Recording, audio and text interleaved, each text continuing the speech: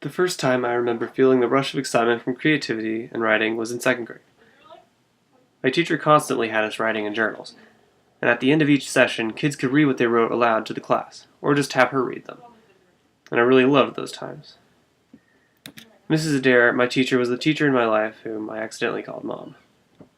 She had lots of pets in the class because it was a big room, and she was really nice and was always my favorite teacher.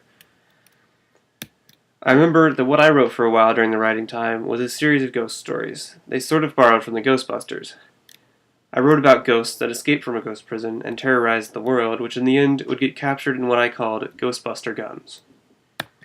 Mrs. Adair, my teacher, expressed genuine interest and enjoyment of them, and encouraged me to keep writing them. The series concluded with around 13 stories. She never told me to stop writing them, and she always looked like she liked them and was excited to continue reading my story. I liked that my writing was valued so much. Then she offered to get the stories spiral bound together, which back then, to me, seemed like a real book. The prospect made me feel elated and special and awesome.